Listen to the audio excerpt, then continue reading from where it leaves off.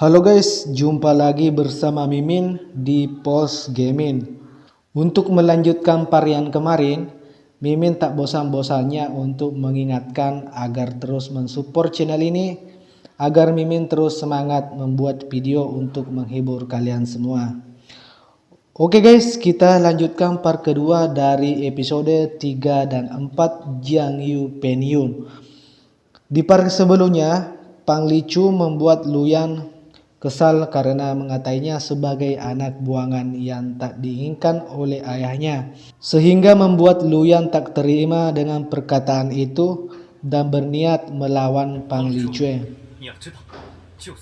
Pang Licue yang masih meremehkan kekuatan Luyan dan mengeluarkan teknik pedang gelombang ganda.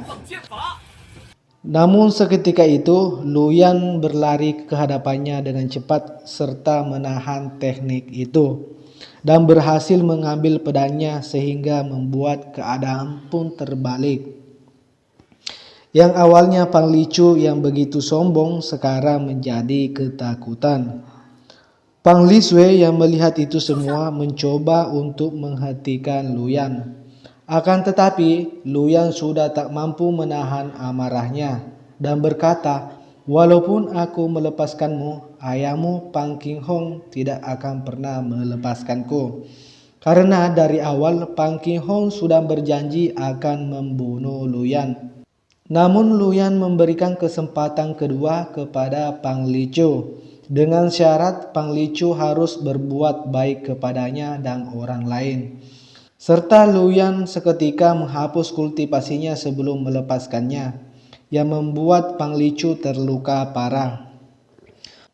Pang Lisue melihat itu semua tak terima dan menyerang Luyan sehingga pertarungan pun terjadi. Namun tak disangka-sangka ternyata Luyan mampu mengimbangi kekuatan Lisue, yang membuat Lisue kaget dan menyadari kalau Luyan sudah mencapai ranah tubuh pedang di tahap menengah di atas mereka semua.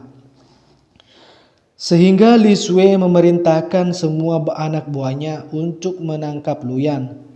Namun Luyan dapat menghindari itu semua dan melarikan diri dari mereka semua.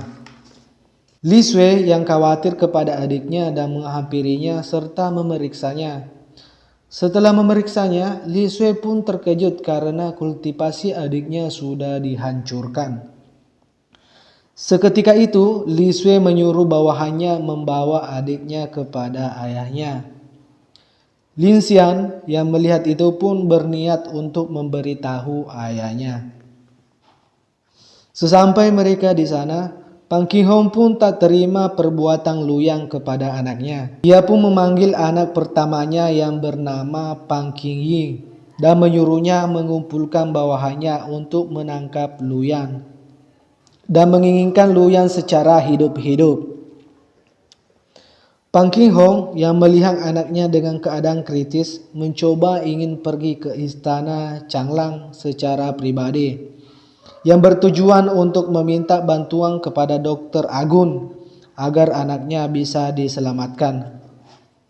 Dan ia juga memerintahkan anak keduanya Lisue untuk menjaga adiknya setelah dia pergi. Sementara itu yang lain masih sibuk mencari Luyan di dalam hutan, namun tak menemukan apapun di sana.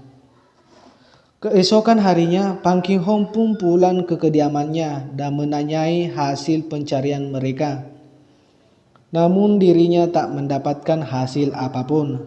Tak berselang lama, Pang Qingyi pun kembali melaporkan kalau ia gagal menangkap Luyan. Ia juga mengatakan setelah sampai di belakang lembah naga, 9 master ranah tubuh pedang yang mengejar sebelumnya semuanya ditemukan terluka parah.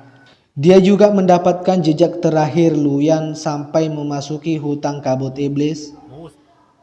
Ia pun beranggapan kalau Luyan akan sulit meninggalkan hutan kabut iblis itu hidup-hidup. Pang Qinghong mendengar itu semua membuat dirinya senang kalau Luyan berada di hutan tersebut. Pang Qingyi mendengar kabar kalau Luyan menggunakan 3 keterampilan pedang, dan ia berhasil menggunakan teknik pedang naga melingkar, pedang awang kabut, pedang hijau daun. Dia pun beranggapan kalau Luyang ada yang mengajarinya secara diam-diam. Sehingga mereka menyimpulkan bahwa yang mengajari Luyang adalah Pang Qingliu yang merupakan paman kedua Luyan. Mereka pun mendatangi paman kedua Luyan dan menyalahkan Pang Qingliu karena ulahnya yang membuat anaknya terluka parah. Namun Pang Qingliu mengatakan bahwa itu semua ulah anaknya yang selalu menindas Luyan.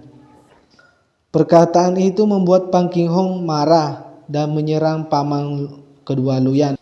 Karena perbedaan ranah kekuatan, paman kedua Luyan pun dikalahkan yang membuat dirinya tertangkap. Sementara itu, Lu Ximing sudah sampai ke keluarga Pan. Lu Ximing yang bertemu para penjaga menanyakan nama Pang Qinzi yang berada di keluarga Pan. Sang penjaga pun menjawab kalau Pang Qinzi sudah meninggal beberapa tahun yang lalu, yang membuat Lu Ximing merasa terkejut. Kemudian Lu Ximing lanjut bertanya kembali, apakah Pang Qinzi mempunyai anak? Pang Qinzi memiliki seorang anak laki-laki yang bernama Luyang. Namun Lu Ximing terlambat datang karena Luyang menghancurkan kultivasi putra patriark keluarga Pan beberapa hari yang lalu, dan dirinya melarikan diri ke hutan kabut iblis.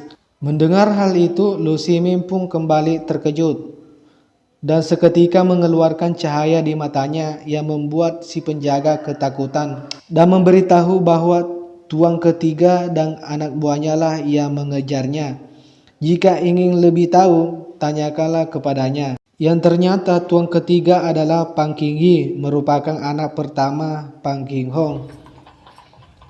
Lu Ximing pun menyuruh penjaga itu untuk membawanya menemui Pang Qingyi, dan mereka pun bertemu. Lu Ximing pun menanyakan informasi Luyang yang berada di hutan kabut iblis. Melihat ada kesempatan, paman kedua Luyang pun bertanya kepada Ximing, apakah kau berasal dari pihak ayah Luyan? Dan ia pun memperkenalkan dirinya bahwa ia merupakan paman kedua Luyan, kakak dari Pang Qinzi. Mendengar hal itu, Lu Ximing pun meminta agar Qingliu dapat dilepaskan dan mengajak Pang Qingyi untuk mengantarkannya ke hutan kabut iblis. Namun mereka tak terima, sehingga Lu Ximing pun mengeluarkan kekuatannya yang membuat mereka semua ketakutan karena Lu Ximing sudah mencapai ranah istana pedang. Alhasil mereka pun melepaskan paman Luyan. Bahkan Qingyi pun menuntun Lu Ximing pergi ke hutan kabut iblis. Sesampai di sana, Qingyi pun berkata, aku hanya bisa mengantarkanmu sampai di sini saja. Dirinya takut tidak bisa keluar hidup-hidup. Lu Ximing pun memasuki hutan tersebut dan menjelaskan bahwa nama asli hutan kabut iblis adalah hutan liar berdarah. Karena hutan tersebut menyambungkan area domain utara, domain pusat, dan domain timur.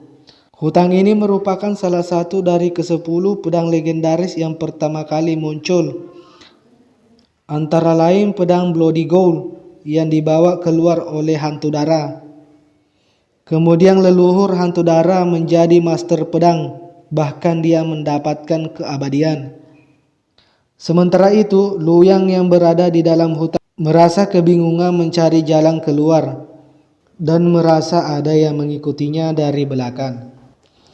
Dan benar saja, ketika ia sedang beristirahat di bawah pohon besar, muncul seekor monster serigala yang siap menyerangnya. Film pun bersambung.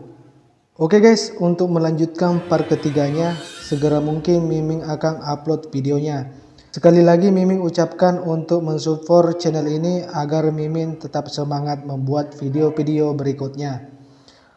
Oke, see you the next video.